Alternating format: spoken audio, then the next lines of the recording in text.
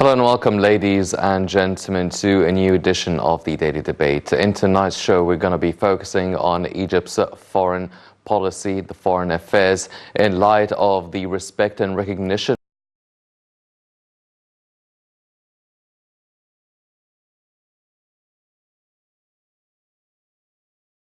And joining us here tonight in the studio to shed more light on this file is Dr. Sharif Amir, the Professor of Geopolitical Affairs at Paris University. Dr. Amir, thank you very much for joining us this evening. Thank you for having me.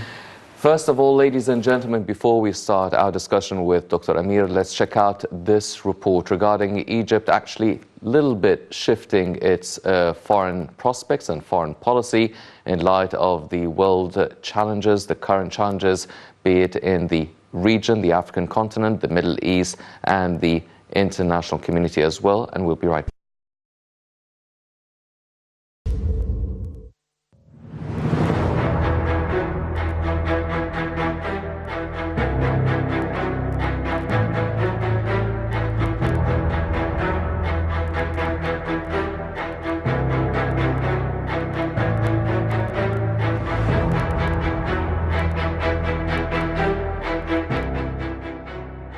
With the re-election of President Abdel-Fattah to a second term, a new chapter in Egypt's foreign policy is being written. The president's first term lasted between June 2014 and June 2018 before winning the second election in April. Egypt during the president's second term is continuing to experience a certain degree of internal and external stability, while there are some foreign policy changes taking place. These changes stem from challenges and changes taking place around the world, as well as Egypt's efforts to stabilize and regain its regional, Arab, African and international key position and pivotal role. President Sisi is working on achieving Egyptian national interest and security, as well as a respect and appreciation by the world community. Egypt in the Arab and African world by restoring relations with Arab and African capitals. In the long view, President Sisi also succeeded in projecting Egypt as the main mediator on behalf of Palestinians with Israelis, as well as a key mediator to end Arab crises in Syria, Yemen, Iraq and Libya. In addition, Egypt, by chairing the African Union in 2019, will work on bridging gaps among African nations, settling their problems in a comprehensive way, as well as realizing their rights and ending their suffering as they're struggling with many challenges and dangers which surround them.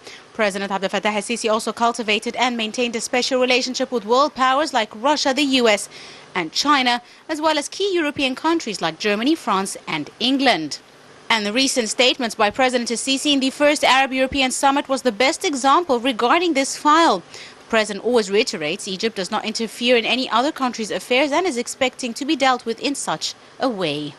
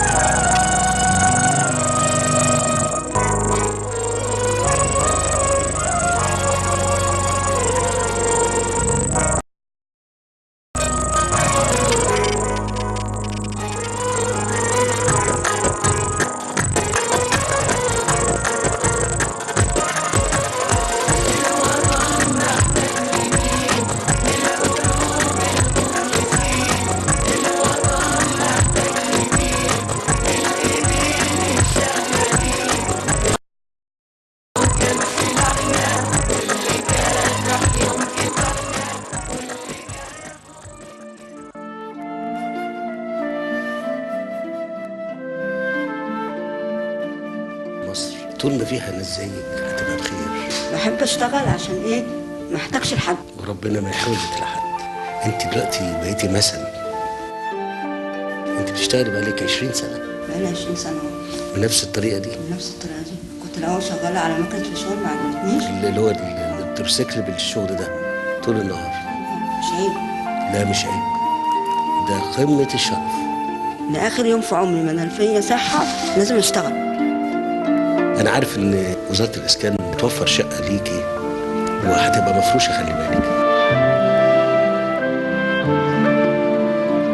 انت لو علمناك السواقه وجبنا لك عربيه احسن.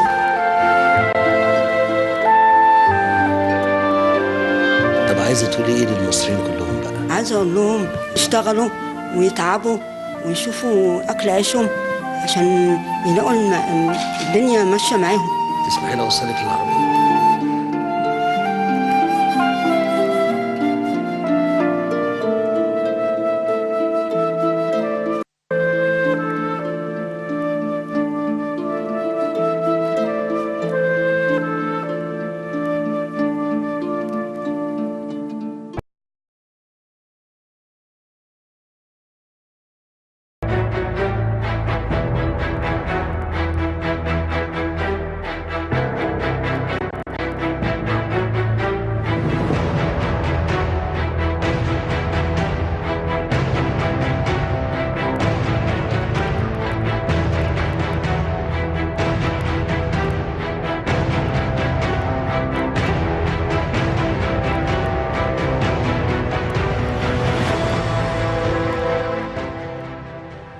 Welcome back, ladies and gentlemen. And now we're also joined here in the studio by Dr. محمد Abdalhalim, the political analyst. Dr. Abdalhalim, thank you very much for joining us. Pleasure.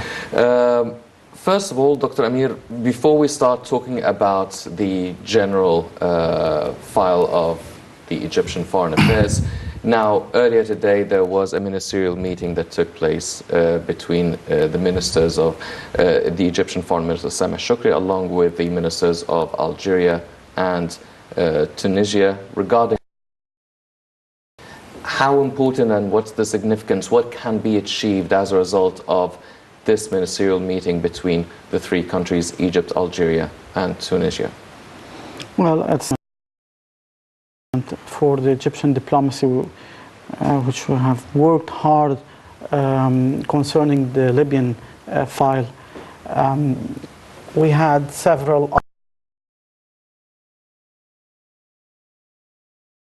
affairs of Libya who would represent Libya in the outside world, and there was a debate about the personality of Field Marshal Khalifa Haftar. Egypt presented him as the person who can guide the Libyan army for the Libyan cause in Europe. He was refused at the beginning, but we succeeded in the what was Algeria, a country who has a specific they have in their constitution. It is said that they would not have any external intervention in other countries' affairs. Well, we never asked for that, but Egypt explains to our friends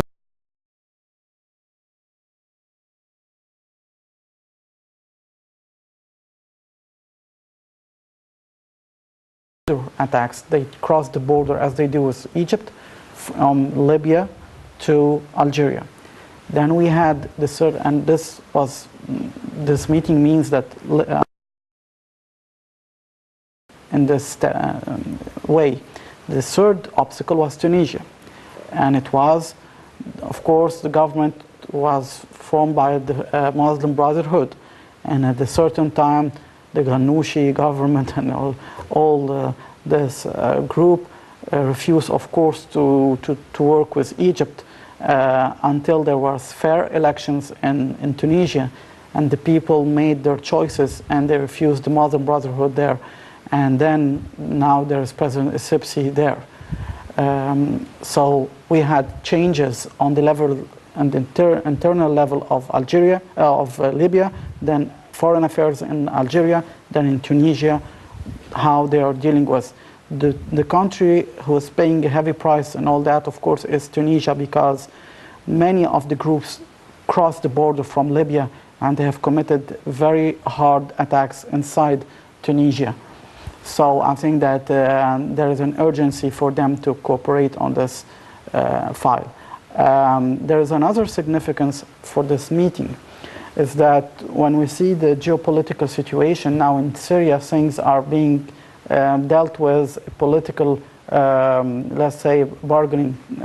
They're saying, well, who will leave the Kurds and who will leave the Turks, and then who will leave Assad alone, and there is all these changes. That means that there's another file that will be Libyan file. It has oil, it has strategic importance. So we have to be organized as Arab and North African countries. That's why this trilateral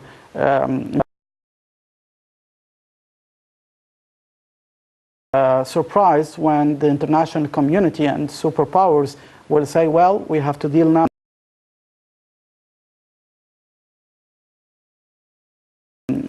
plan.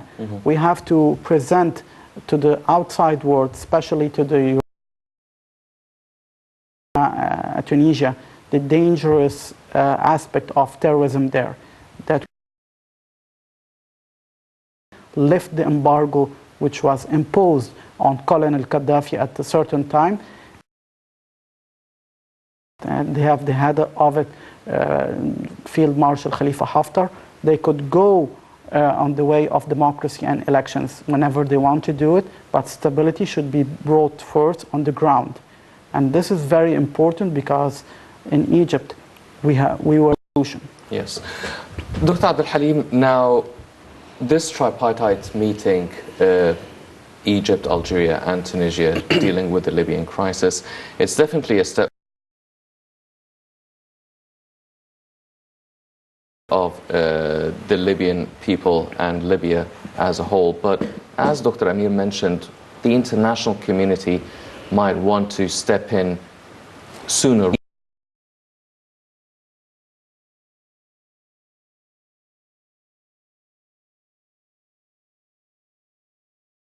Dealing with the Libyan situation, what sort of solutions or ways to deal with the Libyan situation do you imagine they have in mind? Yeah, right. Perhaps the two most, intriguing countries and parties actually that would have their own ways within the Libyan territories are supposed to be France in the first instance, in addition to Italy in the meantime. And we would have to consider the fact that at one time Libya had been an Italian colony, and they would have to have their own agenda actually, and the previous adventures, the source of the supreme amount of interest of knowing how rich the country is and how ambiguous their own future would seem to be actually under the circumstances and under the auspices of the sort of the perpetual struggle that did take place actually since quite perhaps 4 or 5 years between Field Marshal Khalifa Haftar and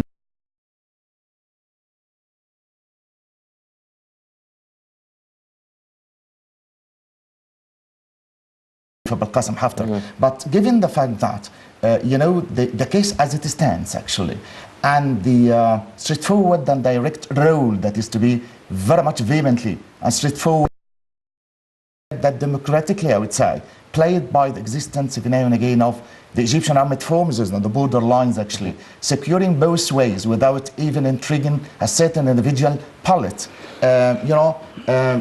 preparing and planning actually for the sort of bringing them together and all these tussling groups actually, just by way in the meantime of trying to pacify the sort of the tribal antagonism, I would say, between a large number of tribes that do exist actually on a Libyan territory. This is one of the major fundamental actually that I think that the Egyptian diplomacy would have to be quite aware of, in addition to the fact that they attitude on the part of Syria as much as Iraq. That's why I would really think that those two so inevitable, very much important materialistic countries, I would say, would have their own ways within the Libyan territory just by way of protracting and prolonging the battleground the bloodshed and the sort of the external as much as the internal disputes that should always be there in this.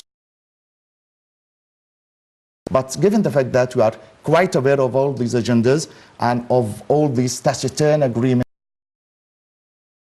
the states as well, I would really say that we are marching towards pacifying the source of the tussle that do exist. And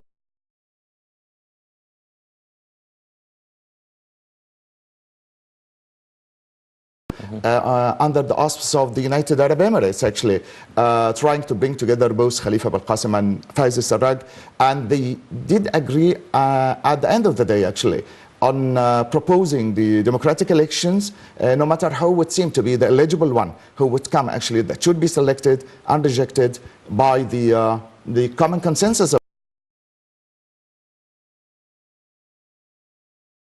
the Egyptian diplomacy actually is very much interested also of sticking much too much actually to the original schematic solution that had been posed during the course of the 1915, that is El Khairat agreement, that seems to be the final solution that should be adapted and should be taken into account under the the protection of the international power as well. Yes.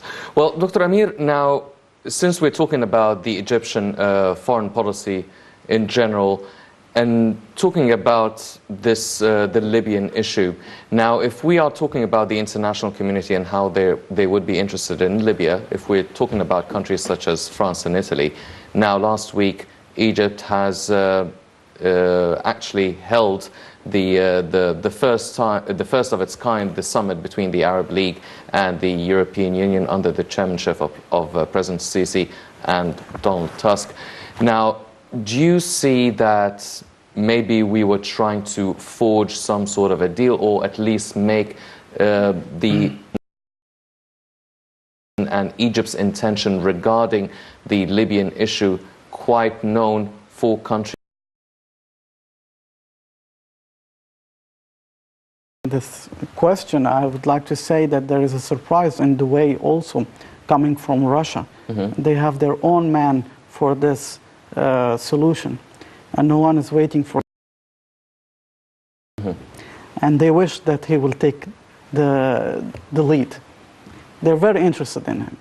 So let's not forget that Russia is a strong player, and they have changed all the game in Syria.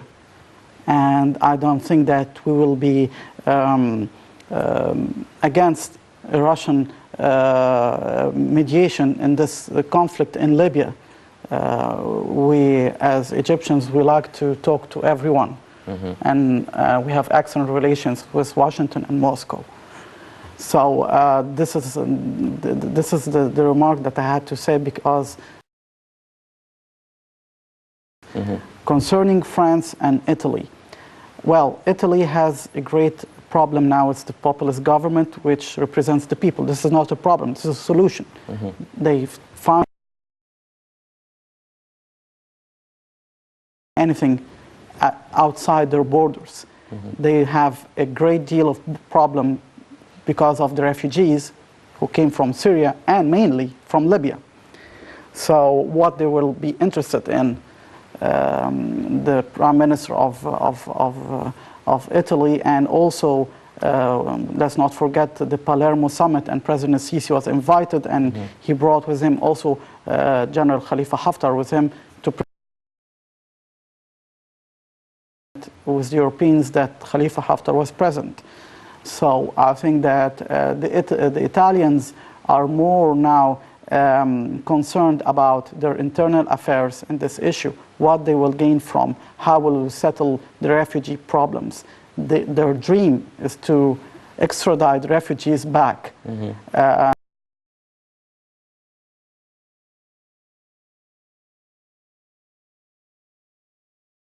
France just called its ambassador from Rome a few weeks ago, and they have a huge problem concerning the policies concerning Libya and refugees. So I think that even within the European Union, there is no agreement on how to deal with this precise issue. and President Macron saying in France that he signed the Marrakesh Pact of Immigration in December 10th, 2018, and he thinks that we have to accept all the refugees, but we, it's not only France, it's the EU, and Italy is not thinking that it should follow the EU in this path. So I think that Egypt has a foreign policy which is very balanced with all of them. We have worked on combating the illegal immigration, which was an organized crime in Libya, and this is benefiting the Italians and the French. And then we were fighting terrorism, and this is benefiting the French and the Italians also. So we are a major player for both countries who are contradictory, have contradictory problems inside Europe about the same problem. So I think this is an excellent planning in diplomacy, that we have played a fair play, and now we're presenting a very clear option to everyone.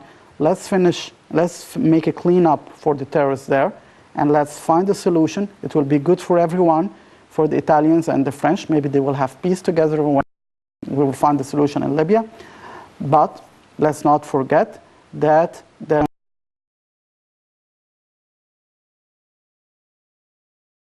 in Qatar, and I think that Egypt was clear about it from the beginning.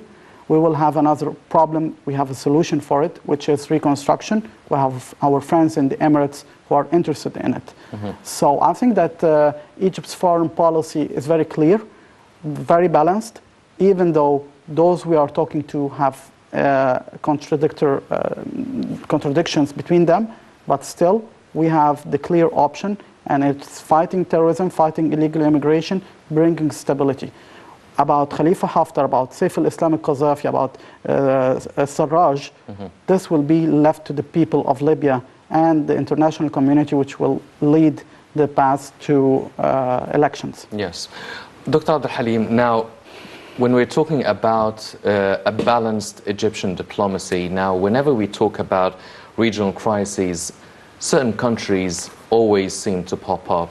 We see Russia being involved in many crises. They have a say. We also see Turkey also involved in certain crises. And we have a balanced diplomacy with all these countries. However, some of these countries have contradictions among themselves, including, for instance, right now, there's contradictions between the US and Russia, for instance. How do you see the Egyptian diplomacy balancing all these connections, all these relations with these different countries, and still trying not to get involved in these contradictions? Do you think some of these countries would actually hold some sort of a grudge or have bad feelings towards Egypt being supporting countries that contradict their own interests? Right. As a matter of fact, our own presidential authority actually has nothing to do with all these, disputing, entities, I would say. Or contradictory parts, I would really represent. One major fundamental fact that we are working towards the process of achieving stability and dignity and respectability as well for almost all our own citizens and almost for all the Egyptian population. On the grounding that, first, actually, the process of selecting peaceful ways of solving materialistic problems and diplomatic issues to a greater extent. That's why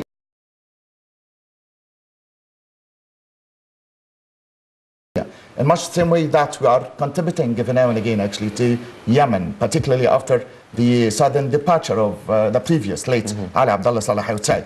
But until the very moment of speaking, actually, we don't have any sort of very much straightforward and direct enforcing upon the selection and rejection of the people of their own final ultimate choices, I would say. We're playing the sort of the game with a great deal of resourcefulness on a distance, apart, without straightforwardly interfering. But every now and again, we're doing a large number of maneuvers, actually. We're training, United Arab Emirates soldiers, in much the same way that, as much as His Own Excellency, Mr. President Fattah Sisi, said his own very much famous, axiomatic word, which is just the distance, actually. We are not being part and parcel of the internal disputes, but in much the same way that we are doing our own, sort of tributes and role by safeguarding the borderlines as much as training the other people. No matter how all these international forces may be very much contradictory to each other, the fact remains that we are doing our own sole main interest in our own Egyptian daily life, that is, safeguarding the people, protecting their own, sense of peace of mind, as much as their own daily materialistic ends. This is very much exemplified by the very much strategic step that you have had since a couple of years ago in the comprehensive operation Sinai 2018 in the middle and the northern part of it, actually, despite the fact that a large number of, political analysts would insist that it's a sort of infringement upon the international Camp David treaty, I would say. But the fact remains that, regions A, B, and C are very much involved until today under the protection and interference of the Egyptian armed forces without the least rejection on the part of the Jewish troops or the international forces or the peacekeeping forces, actually, because there isn't any sort of hidden agenda. We're doing our own best to safeguard as much as to secure the interests of our own citizens, minimal amount of peace of mind as much as peaceful living. In addition to one main fundamental issue, which is, the very much successful summit of the European, Arabian, in Sharm el-Sheikh, that would come out at the end of the day, when the sort of the confrontation between His Own Excellency Mr. Sisi and the Romanian president, when you would address him straightforwardly, sending him, one direct message as much as to the whole world at large, that is, leave us to do our own peaceful means of living, as much as we can really do in the light of our own interests and in the interests of our own community, actually. And he would insist every now and again, actually, in sending one of the major and straightforward messages that between the East and West, there should be some slight difference, actually. We have got our own cultural background, our own way of dealing with each other. When it would touch on, the sort of the attempt of some European countries, actually, to try to put an end for the capital punishment, actually. So, he would insist on representing to the world community at large that we have got our own notions and we have got our own victims in much the same way that there is a large number of martyrs whose families would ask every now and again for revenge and avenging their own deaths. But we are far from being a barbarian society. Yes. We are very much democratic to a greater extent. We have got our own legal code. And as such, the only lawful and legal way, actually, of sending all those criminal figures, actually, to their own final destination is through, a certain democratic legal prosecution, actually, to have its own final verdict, actually, at the end of the day. That's why even one of the most, interesting examples, actually, that he did, quotes, which is the territory of Sharm el-Sheikh. Very much charming, very much beneficial, actually. And he said that, suppose that all of a sudden, actually, one of those devastating bombs would, bombard the sort of the city in which we are talking to each other at the moment, actually. What would you say, actually, about the terrorism and extremism and our own very much definite philosophy that is very much based on, first, sovereignty of the Egyptian territories, being very much far away from those contradictory and opposing parties who have got our own final destination and our own interest in our own people in much the same way that we have got a large number of essential values and moral details and very much democratic lessons that should be addressed in the interests of our own people that would not contradict your own point of view at large, no matter how your own views may be, actually. Well, ladies and gentlemen, the summit that took place last week in Sharm el-Sheikh was the first of its kind. It was a signal of Egypt really strengthening its relationships with the European community and as well the African community that has been high on the agenda for the last couple of years. Let's check out this report and we'll be right back.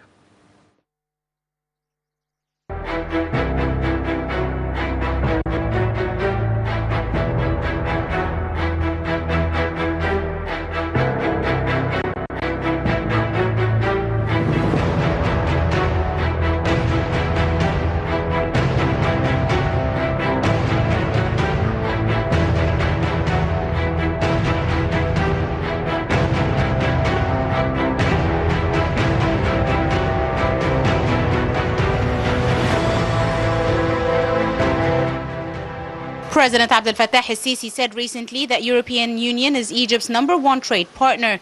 The president further stressed the importance of increasing the European investments in Egypt in the coming period.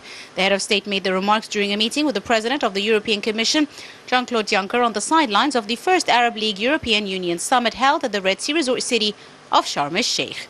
For his part, Juncker hailed the European Union's strong relations with Egypt, saying the European bloc is keen on going ahead with boosting cooperation ties with Egypt at all levels. He further Sisi to achieve economic development and fight terrorism and illegal migration. He added the European Union Egypt's presidency of the AU. The two sides also discussed the latest developments of the Libyan and Syrian crises and stressed the importance of maintaining Arab-European coordination to overcome common challenges. With the election of Donald Trump as U.S. president, better relations have been witnessed between Egypt and the U.S. To that end, Sisi and Trump have had a number of productive meetings and phone calls that have resulted in common stances and agreements over a number of bilateral, regional and international issues. Meanwhile, the bond between Egypt and Russia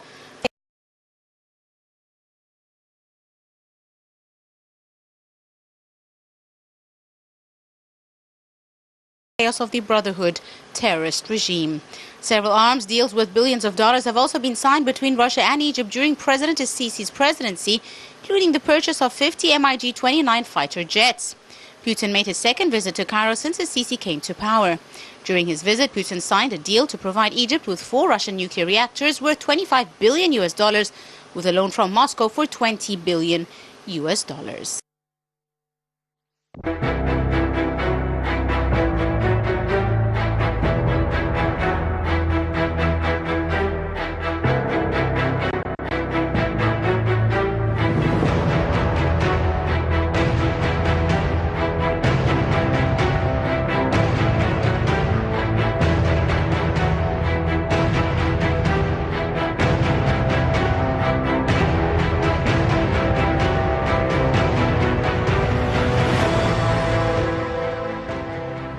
Welcome back, ladies and gentlemen. Dr. Amir, now we've seen Egypt really strengthening its relations with the biggest entities, the international entities, the European community, the European Union, China, Asia, and the African Union as well, presiding over it this year.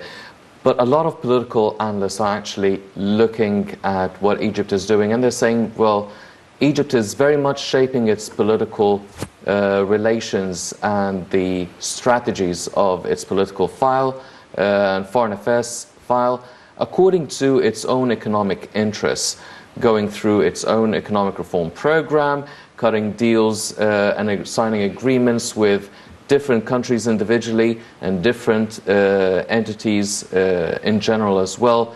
Do you believe that Egypt is really basing a lot of its foreign affairs on the economic interests and the economic challenges it is facing, or is there still a lot of political interest that Egypt is using as a reason to shape its future? Well, if we are working according to our economic plan, why not? That's logic. But we have our own specificity also as Egyptians. In Egypt, we are Africans and Arabs and Mediterranean country. So we have to work on all these levels. And adding to that, we are in the heart of the storm, in the eye of the storm, as they say. We have a very terrible, unfortunately, neighborhood, wars everywhere, terrorism everywhere. So I wish we had only economic problems, but we have other kind of problems. But let me say that we are shaping our foreign policy on the actual mindset of the leadership. We have 3 levels of attitude. We were firm, peaceful, and mediating. We were firm in Libya when we hit the camps, terrorist camps, because we refuse, and we do the same thing in Sinai, that our sovereignty and security will be threatened like this. Term brotherhood between the African countries. And we have seen a long way of negotiations and diplomacies with several governments in Ethiopia and we are achieving good results now. And then we are mediating in Syria when we said we have to preserve the sovereignty of Syria. So let's bring this conflict to an end and then let the people decide. And we're doing the same thing in Yemen.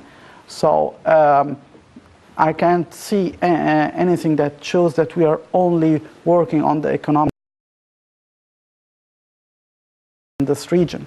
And I said it before, when President Macron of France was asked about the arms given to Egypt, I said, we got the Rafale and we got all these arms. They know that Egypt is the stability of this region. We never made any outside aggression. We will never do it. We have our own military doctrine, which is stability. So we are working also on peace and diplomacy. And let me add something very important, is that about foreign policy in our time reflects the personality and the charisma of the president of the country. And let me make this comparison. We have seen lately the Turkish President Erdogan. The sentence of execution against the bloody terrorists who killed the prosecutor, General Prosecutor Hisham Barakat. And he made comments. Our response was balanced. We ignored it. We don't want to exchange war of words. We are busy about our own business and construction. And this is how the world are seeing now Egypt as a rock of stability. We know very well that there is intimidations, that there are countries who do not wish to see Egypt working on the economic, cultural, because it's important to gain it as a soft power, as we say, and the military geopolitical power. We are working on these three bases. And President Abdel Fattah al-Sisi is a very, very patient leader in all these problems. We were in 2013 banned from the African Union. We had very tough relations with some European countries. We didn't say, well, let us mind with our own business and then send our foreign minister, Sameh Shukri. No, President Sisi went by himself to Berlin, Paris. He made eye-to-eye contacts with all these presidents, and he said that we want peace and stability. You have to respect our choices in Egypt. And we came to this point now in Sharm el-Sheikh. This is the result. No one was expecting that Donald Tusk of the EU, the head of the EU, and other head of states in Europe will come to this conference. In 2013, no one imagined that Egypt will host in 6 years such conference. Yes. Well, you mentioned Turkey and Qatar. Now, Egypt made its position known regarding these two countries, along with the Arab Quartet. Now, do you see a change in position or attitude or dynamics between the rest of the international community towards these countries? Do you see these countries actually changing their attitude? Well, it's as I said, it's the action and the reaction. It's the action. Look at the action of Turkey towards the problem of refugees. It was blackmailing the EU with millions of euros. If you won't hand us the money now, we will let all the refugees, including terrorists, go into your borders. And it was a real threat for the EU. They will never forget it. They will never forget they were blackmailed, they were threatened, and their own, let's say, ally in NATO betrayed them at a certain time. And now he's shifting all the cards to the enemy of, or the adversary of the EU, which in the West, which is Russia. So he made all the choices where went wrong at the end with all his neighborhood now.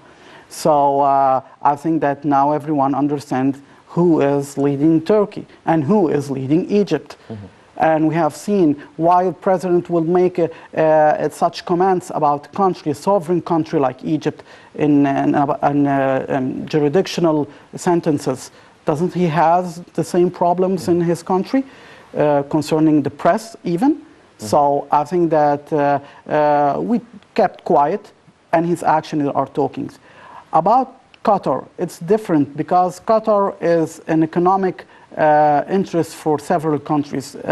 Yesterday, the foreign minister of Qatar, he was in Moscow. So Qatar is trying to find a rescue boat anyway in the West or in Russia. But at the end, I think that Qatar now understands that Egypt is very tough. It won't be that easy, that the things they imagined in 2011. Yes. So let me say that diplomacy in Egypt is balanced in a way that we will ignore all these kinds of threats. By their own actions, they will be condemned. Yes. Dr. Abdalhalim, now, during last week's summit, the Arab-European summit, still the issue of the Palestinian file, the Israeli-Palestinian negotiations came up, and many countries have said that, no, they still believe in a two-state solution with East Jerusalem as the Palestinian capital. And quite recently, the Palestinian president said, well, it's not going anywhere, and they don't really see the US administration being a sponsor of the peace negotiations between the Israelis and the Palestinians. It's an ongoing issue for many, many years. How do you see the balanced Egyptian diplomacy acting towards this file, along with the international community and countries, obviously, such as the US administration? How would they deal with this file? Perhaps the sole loud and very much forceful one indeed during the previous period of the declaration of Donald Trump of Jerusalem as the eternal capital of Israel was only the Egyptian voice, actually, even now and again. And I think that Egypt did play such a pivotal role since quite a long period of time, since 1948. It did never ever forsake the PLO, the Palestinian Liberation Organization, fortifying the Palestinian cause, insisting every now and again on the international resolutions, actually, of UN. That is the withdrawal of the Jewish troops to the borderlines of, of the 1st of June 1967. And in the meantime, demanding every now and again on the rights of their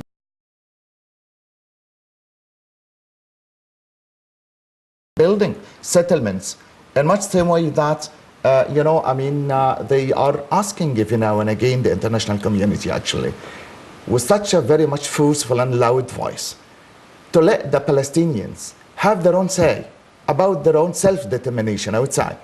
But I think that the problem is very much a bit from bad to worse, particularly when the American administration is very much concentrating the zoom of the camera on three parties. That is Jared Kushner, with his own very much Jewish orientation, David Friedman, with his own very much imperialistic point of view, in much the same way that, there is what you might call the US envoy to the Palestinian territory. All these three figures would propagate each single individual day that the Western Bank is part and parcel of the Jewish state, at the time that it isn't.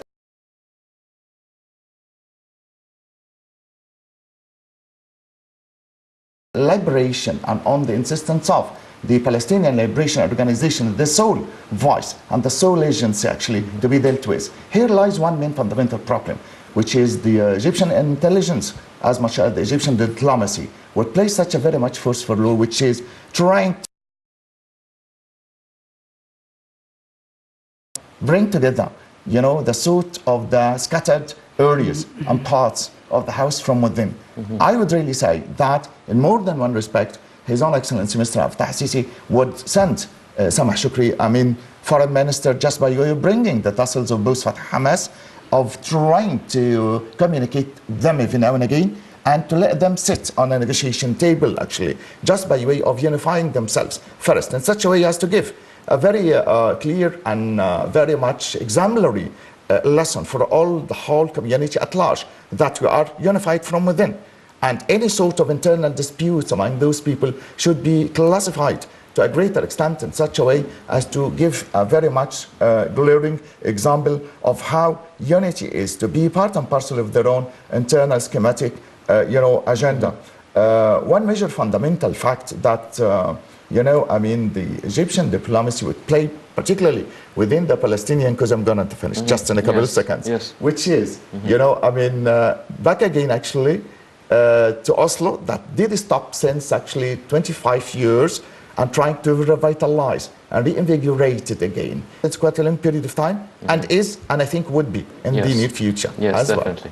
Well, ladies and gentlemen, obviously Egypt is facing many regional challenges. That is part of the big incentive of Egypt really shaping its foreign policy. Still a lot of, and definitely our government is working on achieving it. Unfortunately, that's all that's